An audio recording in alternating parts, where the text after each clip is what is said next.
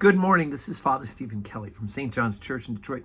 We're continuing our series of daily morning meditations where we generally look at one or another of the lessons that are assigned for morning or evening prayer, what is known as the Daily Office Lectionary. Today, let's take a look at the lesson that's assigned for morning prayer from the book Genesis. Now, this is the story of the Tower of Babel. So let's read the story, and I've got a little something to tell you about it. Genesis 11, beginning at verse 1. And the whole earth was of one language and of one speech.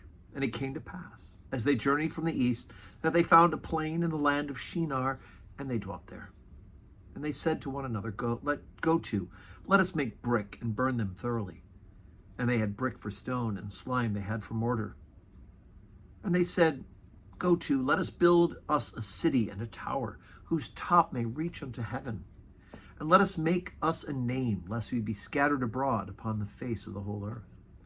And the Lord came down to see the city and the tower, which the children of men builded. And the Lord said, Behold, the people is one, and they will have all one language, and this they begin to do. And now nothing will be restrained from them, which they have imagined to do. Let us go down, and there confound their language, that they may not understand one another's speech. So the Lord scattered them abroad from thence upon the face of all the earth, and they left off to build the city. Therefore is the name of it called Babel, because the Lord did there confound the language of the earth. From thence did the Lord scatter them abroad upon the face of all the earth. Okay, so this seems like one of those weird stories, and most people have interpreted to say that this is the way in which they've explained why there's more than one language, right? That this is the story of why we have so many languages. And I remember taking a class in college in linguistics and studying the charts of all the different languages and where they believe the common roots are. It's actually a fascinating study.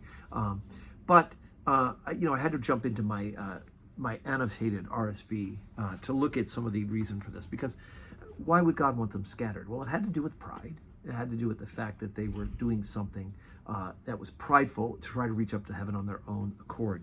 But I read this is very interesting. First of all, the Shikar is the plain of the Tigris-Euphrates basin.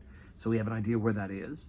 And it goes on to say, in the eyes of the nomads, Mesopotamian city culture was characterized by the ziggurat, the pyramid temple tower whose summit was believed to be the gateway to heaven. So again, here we have this kind of a reference to the ziggurat that was found in Mesopotamia. And to the enterprise, motivated by Promethean desire for unity, fame, and security, ended in misunderstanding, and thus arose the various peoples. And then the word Babel, right? Babel, meaning gate of God, is here interpreted by the Hebrew word confuse.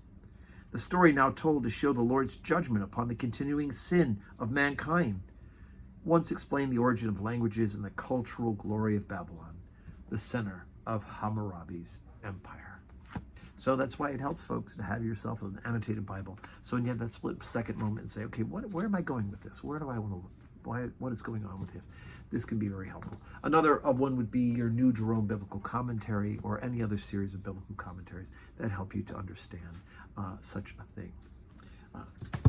So today's Thursday. We have 10:30 Holy Communion.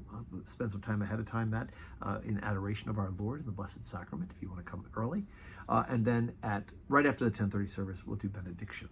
Now, evening prayer tonight will be early. We'll do it at 3:30 tonight because I've got an appointment that I need to get to later on in the afternoon. So hopefully you can join us in person. If not, watch us on the live stream and pray with us. And may God grant you a Thursday that is full of blessings.